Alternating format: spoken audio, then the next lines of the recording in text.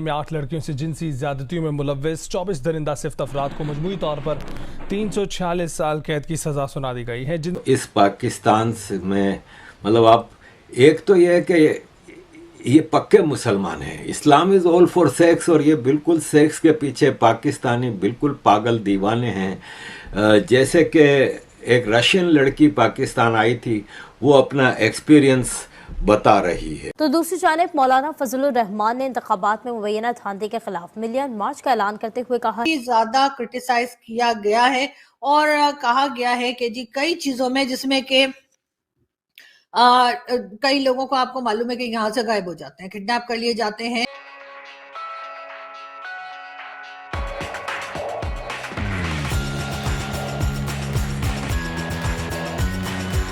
ज्यादतियों बदसलूकी स्मगलिंग के वाकयात इंग्लैंड के इलाके वेस्टरॉकशायर में 1999 से सन 2012 के दौरान पेश आए थे।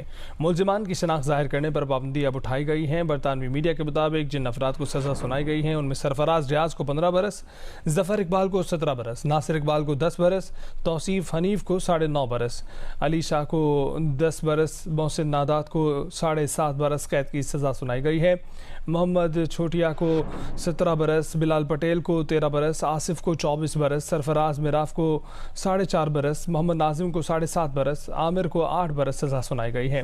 खुरम रज़ाक को 22 बरस, नासिर को 18 बरस, जफ़र क़य्यूम को 30 बरस, माइकल बरिंगशा को 8 बरस और इमरान मेहरबान को 13 बरस, साराकोत यासीन को 15 बरस कैद की सज़ा सुनाई गई है। अंसार क़य्यूम को 20 बरस, जब्बार क़य्यूम को 13 बरस, मोहम्मद इमरान को 15 बरस, सलीम नासिर को 19 बरस, इरफान खान को 12 बरस और उमर फारूक को 18 बरस सज़ा की कैद सुनाई गई है। चल रहे हैं और उन पे मुख्तलिफ केसेस चल रहे हैं। एक केस है जिसमें 25 आदमियों को जेल हुई है, रेप, सेक्सुअल अब्यूज़ और ट्रैफिकिंग 8 लड़कियों की।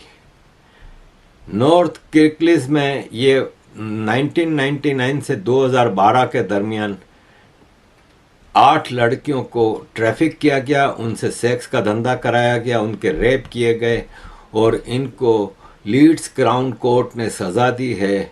इसमें तकरीबन सारे ही पाकिस्तानी हैं। खुर्रम राज़िक को 22 साल की सज़ा हुई, नसर हुसैन, जफ़र क़य्यूम, अंसर क़य्यूम, मोहम्मद जब्बार क़य्यूम, मोहम्मद इमरान ज़ादा, मतलब आप देखें तो सारे सरफराज, उमर फारूक, जफ़र इकबाल, नासिर इकबाल, सारे पाकिस्तानी हैं जिनको ये सज़ाएं हुई हैं।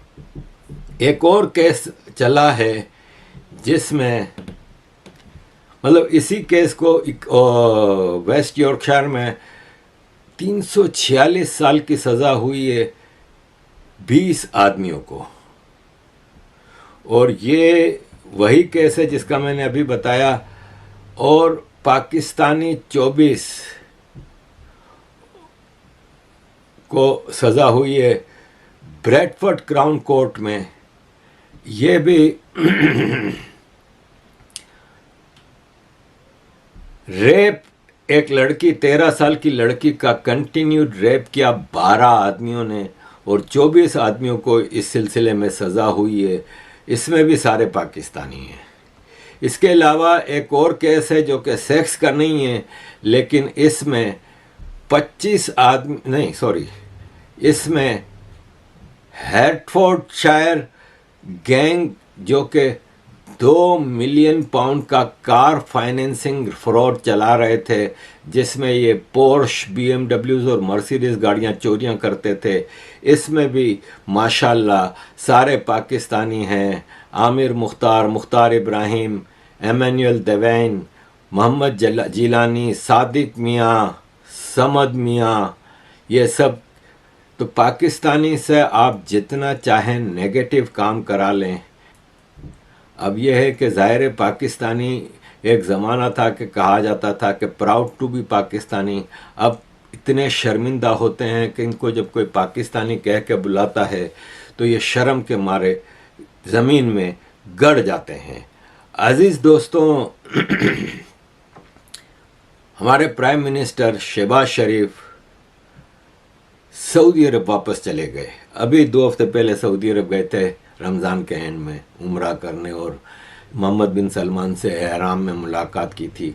अब सऊदी अरब में वर्ल्ड इकोनॉमिक फोरम की एक मीटिंग हो रही है, साइड मीटिंग, जिसको अटेंड करने के लिए चले गए। क्योंकि ये जो जब आपको पता चले ना कि किसी मंदिर पे या किसी मस्जिद पे बहुत बड़ा अमीर आदमी आ रहा है और वो काफ़ी दानवीर है, दान बहुत करता है, तो और मिसिंग पर्संस का इशू जो है उसके ऊपर भी बात की गई है, ह्यूमन राइट्स वायलेशन के ऊपर बात की गई है, रिलीजियस फ्रीडम पे बात की गई है। उसके साथ साथ जो पाकिस्तान में पॉलिटिकल एक विक्टिमाइजेशन है उस पे भी बात की गई है, freedom of speech and expression पे बात की गई है, जर्नलिज्म पे बात की गई है। जर्नलिस्ट को जो है जिस तरह से परेशान किया जाता है, मारा पीटा जाता है, गायब कर दिया जाता है, जान से मार दिया जाता है, इस तरह की कई दूसरी चीजें, इंटरनेट की बंदिश हमारे यहाँ जो है वो ट्विटर या एक्स जो है उसको जिस तरह बैन कर रखा है। ये और बात है कि हम वीपीएन वगैरह लगाकर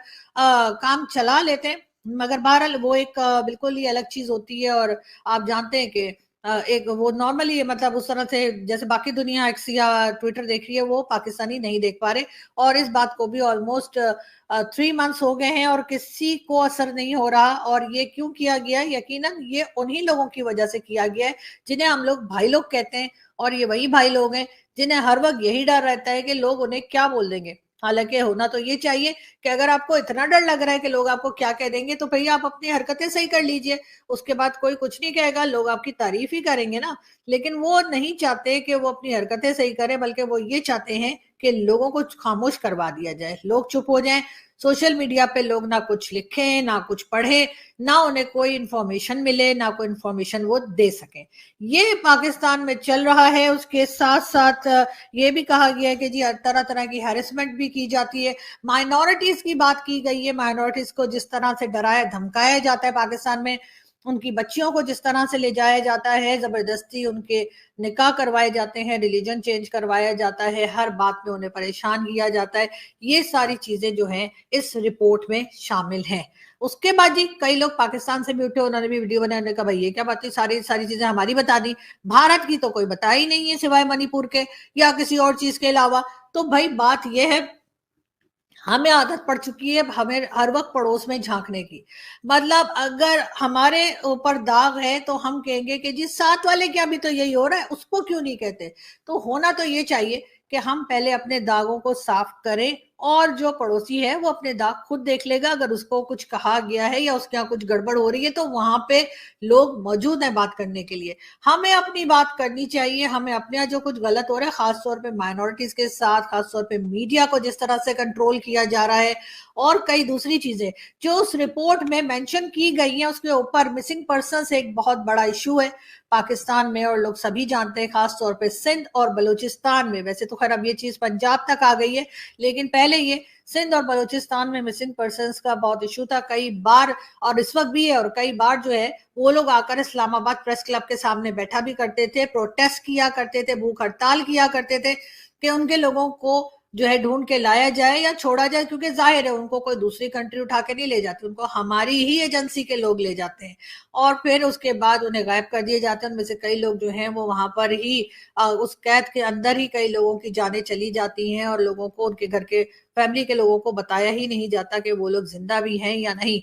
मैं भी कई लोगों से मिली जब वो इस्लामाबाद प्रोटेस्ट के लिए आए थे बलूचिस्तान से, तो उनका यही कहना था कि या तो हमें बता दीजिए कि उन्होंने क्या गुनाह किया है, कौन सी गलती की है, तो उनको सजा दीजिए, और अगर ऐसा नहीं है तो हमें उनको वापस कर दीजिए।